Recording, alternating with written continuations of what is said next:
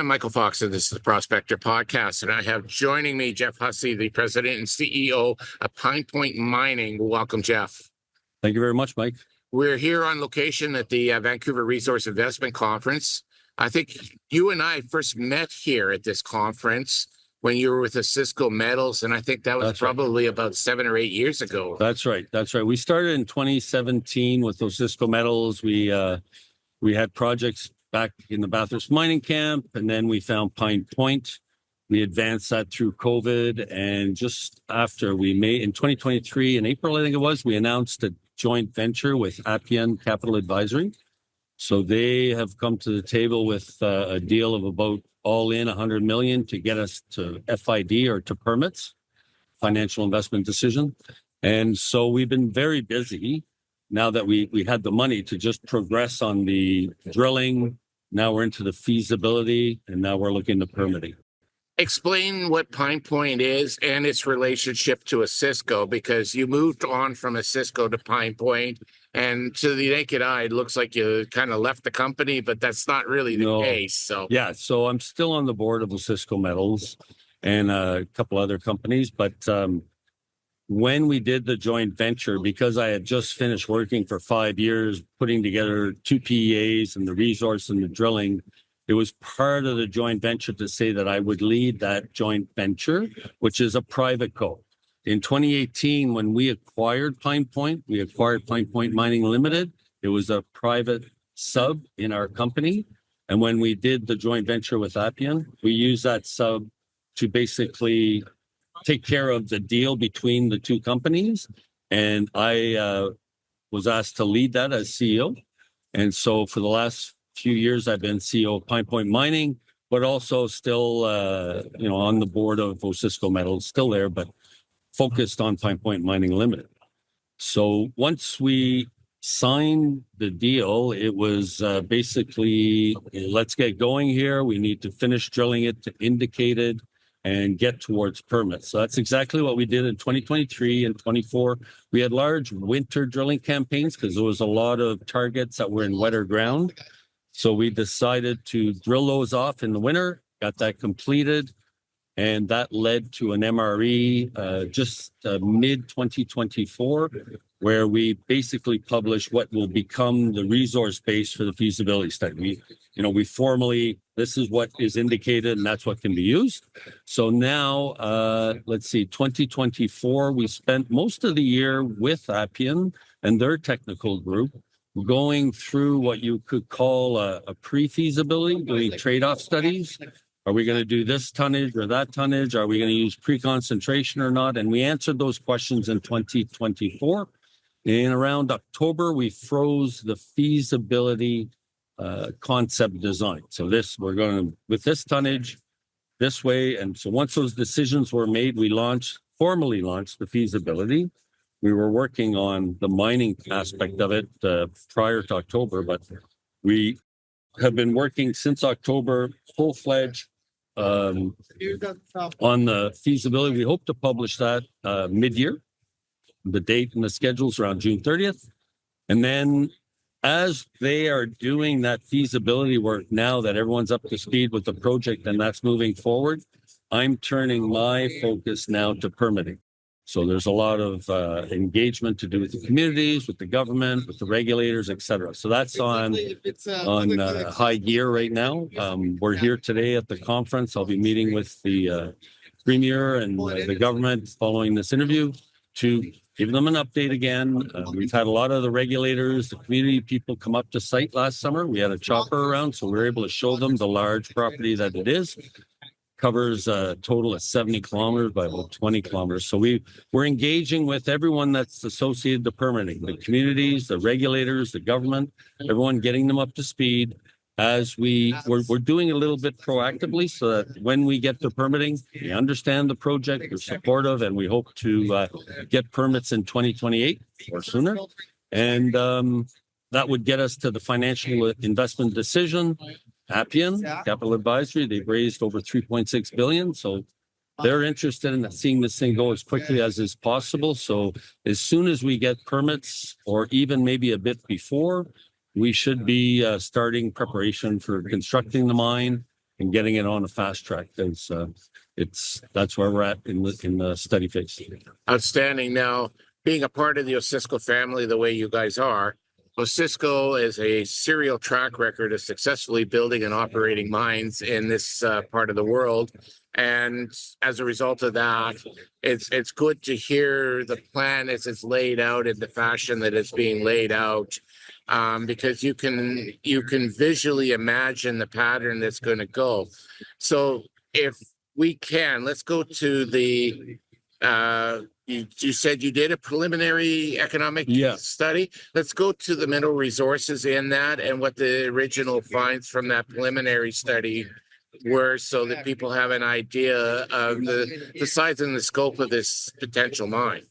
Yeah, so when Pine Point was the most profitable zinc mine between the 60s, it closed in 86.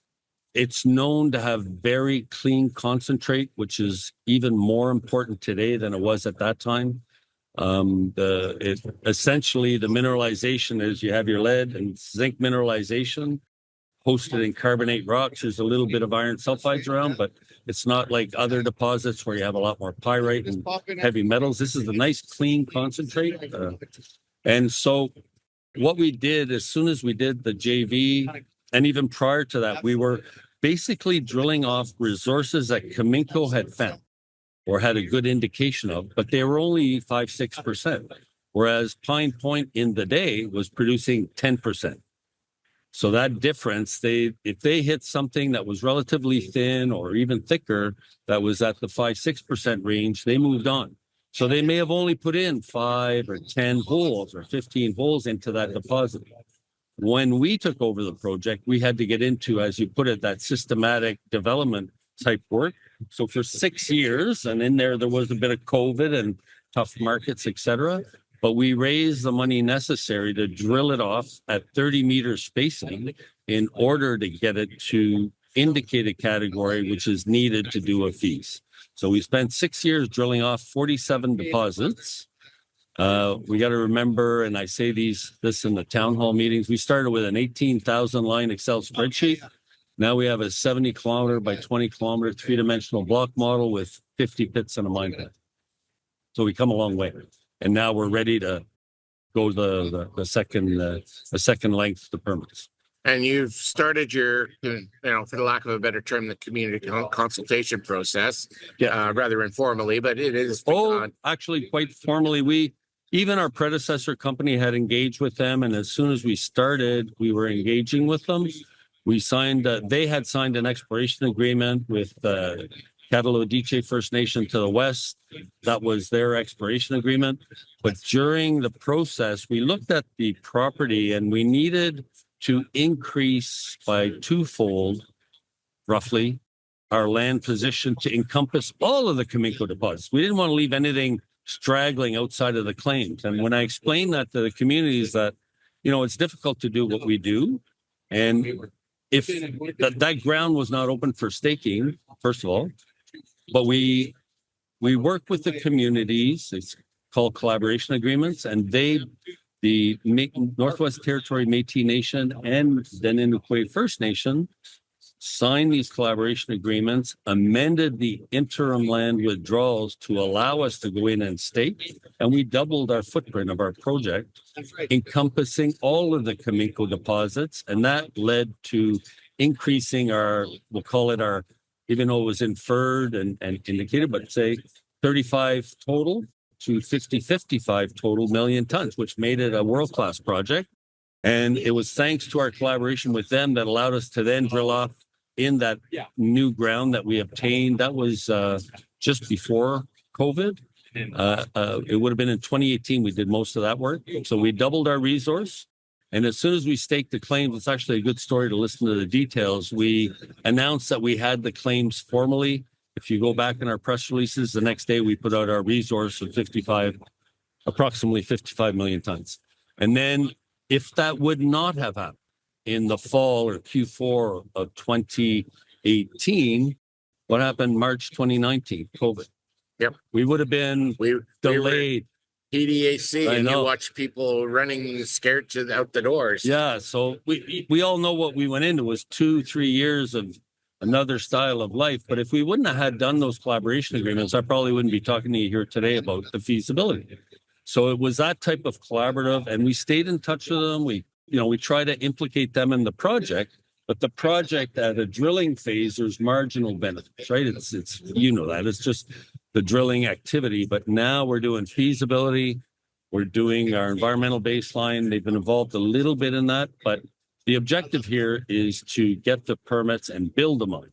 And that's where we see for construction, we'll have up to 500 people, and in operation up to 400 people.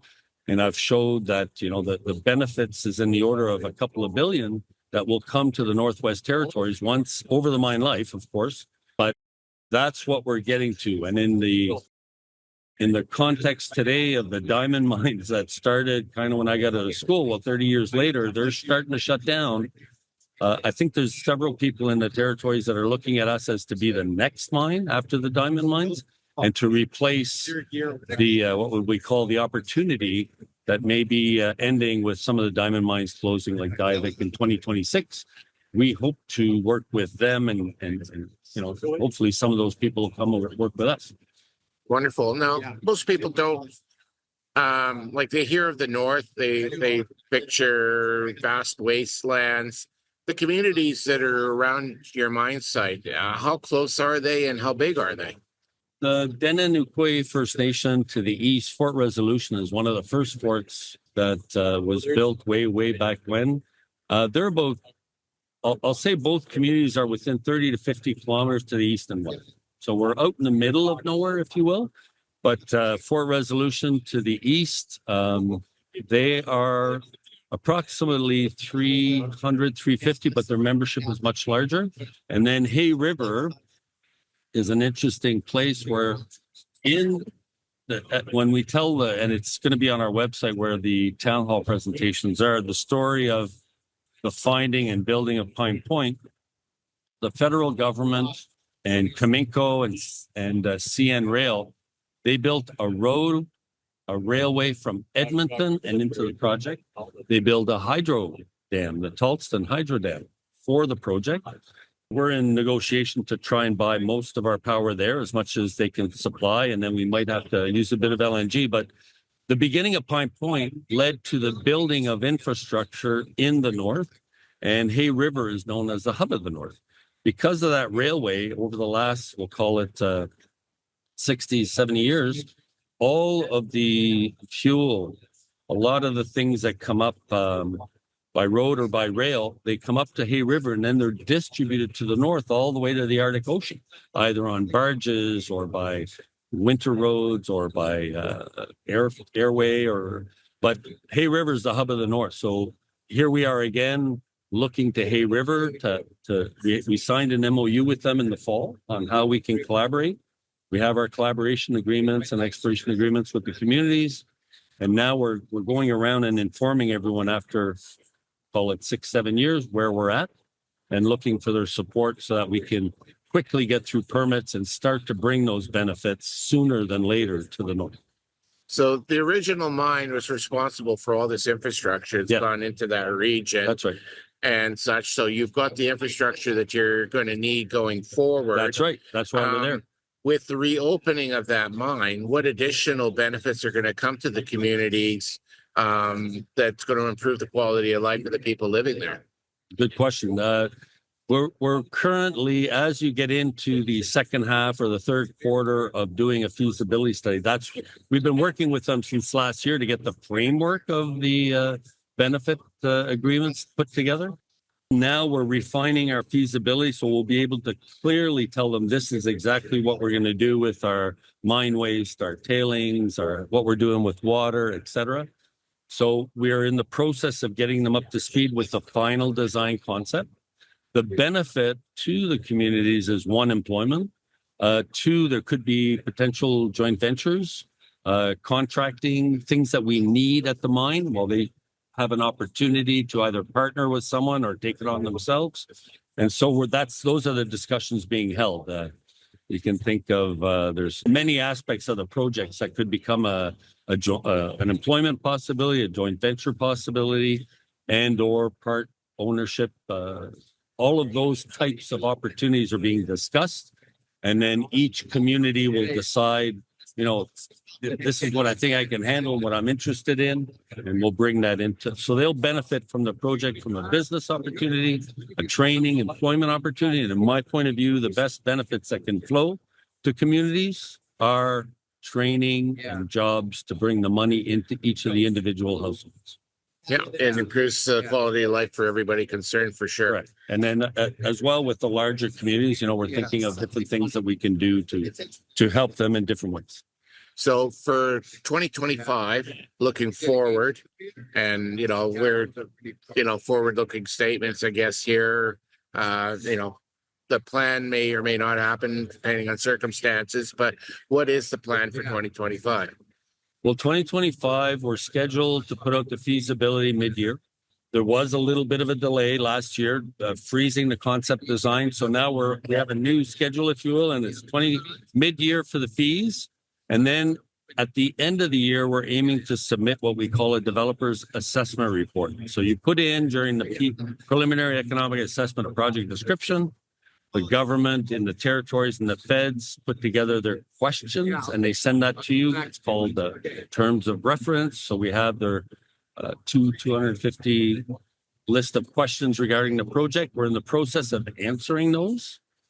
A lot of the answers that are needed need the feasibility to be where we're at. So right now we're engaging all the QPs based on the final concept design to figure out how much dust, how many trucks, how much to get the specifics.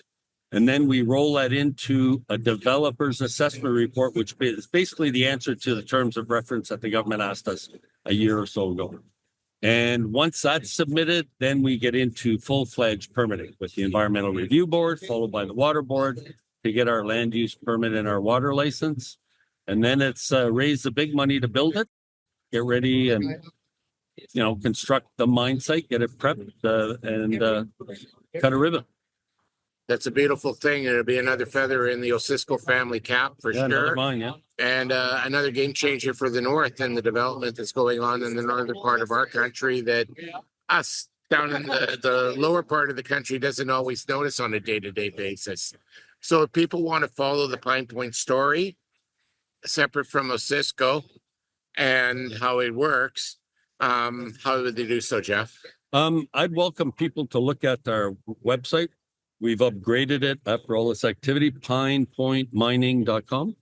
The website has everything there. We're going to be loading up our town hall presentation, and all of the information has been we've rejuvenated it, we'll say, last year.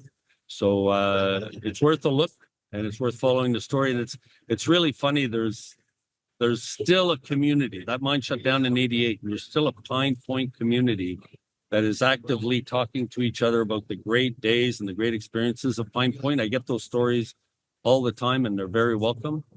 And so we're engaging with that group and some of the old former workers that are in all of our networks to get their opinion on certain things. But all of the information is being condensed on our website. You can follow us on LinkedIn, Facebook, etc., Instagram, I think, but mainly Facebook. And the website, you'll get it all there, and more.